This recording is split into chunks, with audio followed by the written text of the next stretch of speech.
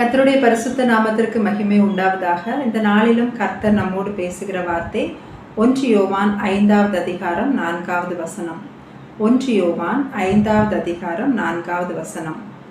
தேவனால் பிறப்பதெல்லாம் உலகத்தை ஜெயிக்கும், நம்முடைய விசுவாசமே உலகத்தை ஜெயிக்கிற ஜெயம். பிரியமானவர்களே, தேவனால் பிறப்பது எல்லாமே உலகத்தை ஜெயிக்கும், நம்முடைய விசுவாசமே உலகத்தை ஜெயிக்கிற ஜெயமாக இருக்கிறது. உலகம் என்று சொல்லும்போது வசனம் சொல்லுகிறது, உலகமே பொல்லாங்கனுக்குள் மூழ்கி இருக்கிறது என்று. இயேசு கிறிஸ்து சொல்லுகிறார், உலகத்திலே உங்களுக்கு உபத்திரவம் உண்டு என்று. மேலும் மாம்சத்தின் இச்சை, கண்களின் இச்சை, ஜீவனத்தின் பெருமை ஆகிய இவைகள் அனைத்தும் உலகத்தினால் உண்டானவைகள் என்று வேதம் சொல்லுகிறது. ஆகவே உலகமானது பொல்லாங்கு, தீமை நிறைந்ததாயும் உபத்திரவம் மிகுந்ததாயும் பாவம் இச்சைகள் நிறைந்ததாயும் காணப்படுகிறது. அப்படிப்பட்ட உலகத்தை யாரால் ஜெயிக்க முடியும் என்றால் தேவனால் பிறந்தவர்கள். தேவனால் பிறந்தவர்கள் என்று பார்க்கும்போது யோவான் 1வது அதிகாரம் 12வது வசனம் சொல்லுகிறது, அவருடைய நாமத்தின் மேல் விசுவாசம் உள்ளவர்களாய் அவரை ஏற்றுக்கொண்டவர்கள் எத்தனை பேர்களோ அத்தனை பேர்களும் தேவனுடைய பிள்ளைகளாகும்படி அவர்களுக்கு அதிகாரம் கொடுத்தார். இயேசு கிறிஸ்துவின் நாமத்தை விசுவாசித்து அவரை ஏற்றுக்கொண்டார்கள் அத்தனை பேர்களுக்கும் அவருடைய பிள்ளை ஆகக்கூடிய அதிகாரத்தை கர்த்தர் கொடுத்திருக்கிறார். அதாவது அவரால் பிறப்பிக்கப்பட்டவர்களாக அவர்கள் மாறுகிறார்கள். அப்படிப்பட்டவர்கள் இந்த உலகத்தை ஜெயிக்கிறவர்களாக இருக்கிறார்கள். ஆகவே தான் பாருங்கள், 1 யோவான் 5வது அதிகாரம் 5வது வசனம் சொல்லுகிறது, இயேசுவானவர் தேவனுடைய குமாரன் என்று விசுவாசிக்கிறவனே அன்றி உலகத்தை ஜெயிக்கிறவன் யார்? இயேசுவை விசுவாசிக்கிறவர்கள் தான் உலகத்தை ஜெயிக்க முடியும் என்று இங்கே நம்ம வாசிக்கிறோம். அவருடைய நாமம் என்பது வெளிப்படுத்தின விசேஷம் 19:13 சொல்லுகிறது, அவருடைய நாமம் தேவனுடைய வார்த்தை என்பதே. அப்போ அவரை விசுவாசிப்பது, அவரை ஏற்றுக்கொள்வது என்பது அவருடைய வார்த்தையை விசுவாசித்து அவரை ஏற்றுக்கொள்வது. அவருடைய வார்த்தையின் மேல நமக்கு எப்படி விசுவாசம் உண்டாகிறது என்றால் 1 கொரிந்தியர் 12:3 பவுல் சொல்லுகிறார், பரிசுத்த ஆவியினாலே அன்றி இயேசுவை கர்த்தர் என்று ஒருவனும் சொல்லக்கூடாது என்றும் தெரிவிக்கிறேன். பரிசுத்த ஆவியினால மட்டும்தான் இயேசுவை, அதாவது அந்த வார்த்தையை கர்த்தர் என்று நம்ம அதை விசுவாசிக்க முடியும் என்று இங்கே பவுல் சொல்கிறதை நம்ம பார்க்கிறோம். அதாவது வசனத்தை குறித்து பரலோகத்திலிருந்து ஒரு வெளிப்பாடு நமக்கு வரும்போது தான் நம்ம விசுவாசத்தில் இன்னும் வளருகிறவர்களா, அதில் உறுதி உள்ளவர்களா, விசுவாசத்திலே பலம் உள்ளவர்களா நம்ம மாற முடியும். மத்தேயு 16வது அதிகாரத்திலே இயேசு கிறிஸ்து சீஷர்களை பார்த்து கேட்கிறார், மனுஷகுமாரனாகி என்னை ஜனங்கள் யார் என்று சொல்லுகிறார்கள் என்று. அதற்கு சீஷர்கள் சொல்லுகிறார்கள், சிலர் உம்மை யோவான் ஸ்நானன் என்றும், சிலர் உம்மை தீர்க்கதரிசி என்றும், சிலர் உம்மை எலியா என்றும் சொல்லுகிறார்கள். பின்பு இயேசு தன்னுடைய சீஷர்களை பார்த்து கேட்கிறார், நீங்கள் என்னை யார் என்று சொல்லுகிறீர்கள்? அதற்கு சீமோன் பேதுரு சொல்லுகிறார், மத்தேயு 16வது அதிகாரம் 16வது வசனத்திலே, சீமோன் பேதுரு பிரதி உத்தரமாக, நீர் ஜீவனுள்ள தேவனுடைய குமாரனாகிய கிறிஸ்து. உடனே இயேசு கிறிஸ்து சொல்கிறார் அடுத்த வசனத்திலே, யோனாவின் குமாரனாகிய சீமோனே, நீ பாக்கியவான், மாம்சமும் இரத்தமும் இதை உனக்கு வெளிப்படுத்தவில்லை, பரலோகத்தில் இருக்கிற என் பிதா இதை உனக்கு வெளிப்படுத்தினார். அப்போ உண்மையான இயேசு கிறிஸ்துவை குறித்த வெளிப்பாடு, அதாவது வசனத்தை குறித்த வெளிப்பாடு பரலோகத்திலிருந்து தான் வரும் என்பதை நாம் இங்கே பார்க்கிறோம். பேதுருவை பார்த்து கர்த்தர் சொல்லுகிறார், உனக்கு மாம்சமும் இரத்தமும் வெளிப்படுத்தவில்லை, பரலோகத்தில் இருக்கிற பிதா வெளிப்படுத்தி இருக்கிறார். மற்றவர்களுக்கு அது தெரியவில்லை, வெளிப்படுத்தப்படவில்லை. ஆகவே தான் ஒவ்வொருத்தரும் ஒவ்வொரு மாதிரி சொல்லுகிறார்கள். சிலர் எலியா என்று சொல்லுகிறார்கள், சிலர் தீர்க்கதரிசி என்று சொல்லுகிறார்கள், சிலர் யோவான் ஸ்நானன் என்று சொல்லுகிறார்கள். இதுதான் மாம்சமும் இரத்தமும் வெளிப்படுத்துகிறது. அவங்களுடைய மனதில் தோன்றுகிறபடி அவர்கள் சொல்லுகிறார்கள்.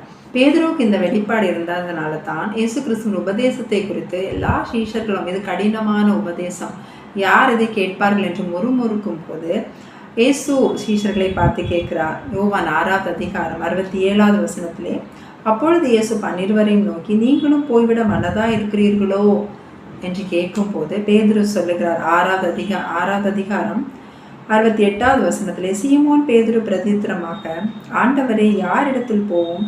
நித்திய ஜீவ வசனங்கள் உம்மிடத்தில் உண்டே. பேதுருவுக்கு அந்த வெளிப்பாடு இருந்ததுனால பேதுரு அப்படி சொல்லுகிறார், உம்மை விட்டு நாங்கள் யாரிடத்தில் போவோம் ஆண்டவரே? உம்மிடத்தில் தான் நித்திய ஜீவ வசனங்கள் உண்டு. நித்திய ஜீவ வசனம் தான் அவருடைய நாமம். அதை நாம் விசுவாசித்து பற்றி கொள்ள வேண்டும் என்றால் நமக்கு அந்த வசனத்தோட வெளிப்பாடு வேணும். மாம்சத்தின்படி இரத்தத்தின்படி வசனம் வெளிப்படுகிறது என்பது அது நம்முடைய சூழ்நிலையை பொறுத்து, நம்முடைய மனதில் இருக்கிற ஆசை விருப்பங்களை பொறுத்து அந்த வசனத்தை குறித்து நம்ம புரிந்து கொள்வது. அது நமக்கு ஒரு நிச்சயத்தை கொடுக்காது. பல குழப்பங்களையும் பயத்தை அது கொடுப்பதாக இருக்கும். இதைத்தான் பவுல் தெசலோனிக்கேயருக்கு சொல்லும்போது சொல்லுவார். 1 தெசலோனிக்கேயர் 1வது அதிகாரம் 5வது வசனத்திலே, எங்கள் சுவிசேஷம் உங்களிடத்தில் வசனத்தோடே மாத்திரமல்ல, வல்லமையோடும் பரிசுத்த ஆவியோடும் முழு நிச்சயத்தோடும் வந்தது. வெறும் வசனத்தோடு மாத்திரமல்ல, அதோடு சேர்ந்து பரிசுத்த ஆவியினுடைய வல்லமையும் முழு நிச்சயத்தோடு வந்தது. அப்படிப்பட்ட ஒரு நிச்சயம் வரும்போது தான் நம்ம கிட்ட பேசுகிற அந்த வார்த்தையின் மூலமாக எந்த ஒரு பாதையிலும் நம்மளால் உறுதியாக நிற்க முடியும். பரிசுத்த ஆவியினுடைய நிச்சயம், அந்த ஒரு அஷூரன்ஸ் ஹோலி ஸ்பிரிட்டால் நமக்கு கிடைக்கும் போது நெருக்கமான சூழ்நிலையில் அவருடைய வார்த்தையை நம்பி நம்மளால் பயணிக்க முடியும். அந்த குழப்பத்துக்கோ பயத்துக்கோ நம்ம இடம் கொடுக்க முடியாது. ஆகவே தான் அந்த தெசலோனிக்கேயர் சபையில் உள்ள ஜனங்களை குறித்து அடுத்த வசனத்திலே சொல்லப்பட்டிருக்கிறது. 1 தெசலோனிக்கேயர் 1வது அதிகாரம் 6வது வசனத்திலே, நீங்கள் மிகுந்த உபத்திரவத்திலே பரிசுத்த ஆவியானவர் சந்தோஷத்தோடே திருவசனத்தை ஏற்றுக்கொண்டு எங்களையும் கர்த்தரையும் பின்பற்றுகிறவர்களானீர்கள். அதாவது நெருக்கத்தின் பாதையிலும் அவர்கள் பரிசுத்த ஆவியின் சந்தோஷத்தோடே அந்த வசனத்தை ஏற்றுக்கொண்டு கர்த்தரை பின்பற்றுகிறவர்களாயிருக்காங்க. அதனோட விளைவு தான் அடுத்த வசனத்தை நம்ம வாசிக்கும் போது, அவர்கள் விசுவாசிகள் யாவருக்கும் மாதிரிகள் ஆனார்கள் என்று சொல்லப்பட்டிருக்கிறது. அப்போ ஒரு வசனத்தை நம்ம படிக்கும் போது அது பரலோகத்திலிருந்து, அதாவது பரிசுத்த ஆவியானவர் அந்த வசனத்தை குறித்து நமக்கு அந்த சூழ்நிலைக்கு ஏற்றது மாதிரியான வெளிப்பாடை தர வேண்டும் என்றால் நாம் சூழ்நிலையை பார்க்கக்கூடாது. நாம் நம்மளுடைய மனதின் ஆசை, மனதின் சித்தம், மனதின் விருப்பத்தையே உள்ள வைத்து கொண்டு படிக்கக்கூடாது. கர்த்தருடைய சித்தத்துக்கு முழுமையாக விட்டு கொடுத்து நம்ம பார்க்கும்போது ஆண்டவர் அந்த வசனத்தோடைய வெளிச்சத்தை, அவருக்கு சித்தமானதை நமக்கு வெளிப்படுத்துவார். அப்பொழுது நமக்கு வரக்கூடிய அந்த ஒரு நிச்சயம், அது பரிசுத்த ஆவியோட வல்லமையோடு சேர்ந்து இருப்பதனால எல்லா சூழ்நிலையிலும் நாம் அந்த வசனத்தை பற்றி கொண்டு நம்ம கடக்க முடியும்.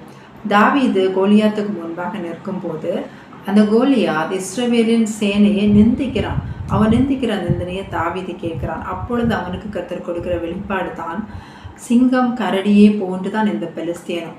முன்பு காட்டில் ஆடுகளை மேய்த்து கொண்டிருக்கும் போது அந்த ஆடுகளை பிடித்து கொண்டு போகும்படி சிங்கமும் கரடியும் வந்த போது தாவீது அதற்கு எதிராக போய் அதை கொன்று போடுகிறான். இப்போ அதே போல ஒரு ப்ராப்ளம் தான் இதுவும் அப்படிங்கிற அந்த ஒரு வெளிப்பாடு வரும்போது தாவீதுக்கு எதிராக அவன் சகோதரன் பேசும்போது தாவீது சொல்லுகிறான். 1 சாமுவேல் 17வது அதிகாரம் 29வது வசனத்திலே, நான் வந்ததற்கு முகாந்திரம் இல்லையா? நான் இப்பொழுது வந்ததற்கு ஒரு காரணம் இல்லையா? இந்த சூழ்நிலையில் நான் இருக்கிறதற்கு ஒரு காரணம் இல்லையா? ஏன் இவ்வளோ ஒரு உறுதியாக தாவீதால சொல்ல முடிந்தது என்றால் கர்த்தரிடத்திலிருந்து வந்த அந்த வெளிப்பாடு. ஆகவே தான் சொல்லுகிறான் பாருங்கள். அதே 1 சாமுவேல் 17வது அதிகாரம் 37வது வசனத்திலே, பின்னும் தாவீது, என்னை சிங்கத்தின் கைக்கும் கரடியின் கைக்கும் தப்புவித்த கர்த்தர் இந்த பெலிஸ்தியனுடைய கைக்கும் தப்புவிப்பார் என்றார். மேலும் 36வது வசனத்திலே தாவீது சவுலோடு சொல்லுகிறான், அந்த சிங்கத்தையும் அந்த கரடியையும் உம்முடைய அடியானாகிய நான் கொன்றேன். விருத்த சேதனம் இல்லாத இந்த பெலிஸ்தியனும் அவைகளில் ஒன்றை போல இருப்பான். அவன் ஜீவனுள்ள தேவனுடைய சேனைகளை நிந்தித்தானே என்றான். ஜீவனுள்ள தேவனுடைய சேனை என்பது கர்த்தருடைய பிள்ளைகள். அவர்களுக்கு எதிராக வருகிற விருத்த சேதனம் இல்லாத பெலிஸ்தியன், அது சத்ருவின் கிரியையை குறிக்கும். விருத்த சேதனம் இல்லாத என்ற அசுத்தமான அக்கிரமமான காரியங்கள், தீமையான காரியங்கள். ஸோ அப்படி ஜீவனுள்ள தேவனுடைய சேனைக்கு எதிராக வந்த அந்த விருத்த சேதனம் இல்லாத பெலிஸ்தியனும் அதே போல் முன்பு எனக்கு வந்த அந்த பிரச்சனை மாதிரி தான், அதே ப்ராப்ளம் மாதிரி தான் இது அப்படி என்கிற அந்த ஒரு வெளிப்பாடு தாவீதுக்கு கிடைத்ததுனால தான் அவன் அவ்வளோ உறுதியாக அங்கே சவுலோடு சொல்லுகிறான். அது மட்டும் இல்லாமல் அடுத்த வசனங்களை நம்ம தொடர்ந்து வாசிக்கும் போது 45வது வசனத்திலே, நீ பட்டயத்தோடும் ஈட்டியோடும் கேடகத்தோடும் என்னிடத்தில் வருகிறாய், நானோ நீ நிந்தித்த இஸ்ரவேலுடைய இராணுவங்களின் தேவனாகிய சேனைகளுடைய கர்த்தரின் நாமத்திலே உன்னிடத்தில் வருகிறேன். அதாவது அவன் எந்த பட்டயமும் இல்லாமல் கர்த்தருடைய நாமத்தினாலே வருகிறான். அந்த வசனத்தினாலே ஆண்டவர் என்னோடு சொன்னதை கொண்டு நான் வருகிறேன், அந்த வார்த்தையை கொண்டு நான் வருகிறேன் என்று சொல்லி அவனோடு எதிர்த்து அந்த யுத்தத்திலே அவன் ஜெயிக்கிறான். பட்டயமே இல்லாமல் போய் கர்த்தருடைய நாமத்தினாலே அவர் சொன்ன வார்த்தையை கொண்டு போய் அவன் ஜெயிக்கிறான். ஆகவே எந்த ஒரு நெருக்கத்தின் பாதையிலும், தீமையின் பாதையிலும், உபத்திரவத்தின் பாதையிலும் நம்ம விசுவாசித்து நிற்கிறதற்கு பரிசுத்த ஆவியின் மூலமாக வசன வெளிப்பாடு நமக்கு தேவை. அதுதான் நம்மை விசுவாசத்தில் உறுதியுள்ளவர்களாக நிற்க வைக்கும், அந்த பாதையில் நம்ம ஜெயிக்க வைக்கும். ஒரு குழப்பம் இல்லாமல், எந்த பயமும் இல்லாமல் தொடர்ந்து நம்ம முன்னேற முடியும். ஆகவே கர்த்தருடைய சமூகத்திலே அமர்ந்து அவரிடத்திலிருந்து அந்த நிச்சயத்தோடு வசனத்தை பெற்றுக்கொள்கிறவர்களாக மாற நம்ம வாஞ்சிப்போம். கர்த்தர் தாமே அதற்குரிய கிருபைகளை தந்து நம்மை வழிநடத்தி செல்வாராக. ஆமென். ஜெபிக்கலாம். எங்களை அதிகமாக நேசிக்கிற எங்கள் பரலோக தகப்பனே ஏசப்பா, இந்த நேரத்திலும் தகப்பனே உண்மை நன்றியோடு துதிக்கிறோம் ராஜா. கடந்த நாட்கள் முழுதும் எங்களை கண்மணி போல பாதுகாத்தீங்களே அப்பா. இந்த வேளையில் உங்கள் சமூகத்திலே அமர்ந்து அப்பா உடைய வசனத்தை கேட்கும்படியான கிருபையை கொடுத்ததற்காக உங்களுக்கு நன்றி. தேவனால் பிறப்பது எல்லாம் உலகத்தை ஜெயிக்கும் தகப்பனே. அப்பா நீங்கள் சொல்லியிருக்கீங்க அந்த வசனத்தின்படி ராஜா, எங்களை உம்மால் பிறந்தவர்களாக நீங்கள் வைத்திருக்கிற அந்த தயவுக்காக உமக்கு நன்றி அப்பா. தகப்பனே, உங்களுடைய நாமத்தின் மேல் உங்களுடைய வசனத்தின் மேலே விசுவாசம் உள்ளவர்களாக இந்த வசனத்தை ஏற்றுக்கொள்ளுகிறவர்கள் எத்தனை பேர்களோ அத்தனை பேரும் உங்களுடைய பிள்ளைகள் ஆகும்படி நீங்கள் அதிகாரம் கொடுத்துருக்கீங்க தகப்பனே. அந்த வசனத்தினுடைய வெளிச்சம் ஒவ்வொரு நாளும் எங்களுக்கு உண்டாகதாக அப்பா. உண்மை அறிந்து கொள்ளக்கூடிய கிருபையை தாங்க ஆவியானவரே அப்பா. ஒவ்வொரு வசனத்துடைய வெளிச்சத்தையும் தந்து அப்பா எங்களுடைய விசுவாச பாதையில் உறுதி உள்ளவர்களாக அப்பா அந்த உலகத்தை ஜெயிக்கிற அந்த விசுவாசத்தை ஒவ்வொரு சூழ்நிலையும் நாங்கள் பெற்றுக்கொள்கிறவர்களாக எங்களை மாற்றுங்க. விசுவாசத்தில் குறைவுள்ளவர்கள் தகப்பனே அப்பா எங்கள் குறைவுகளை எல்லாம் நீக்கி எங்களை நிறைவுள்ளவர்களாக மாற்றுங்க. உங்களுடைய நாம மகிமைப்படுவதாக மீட்பர் இயேசுவின் நாமத்திலே ஜெபிக்கிறோம் பிதாவே, ஆமென்.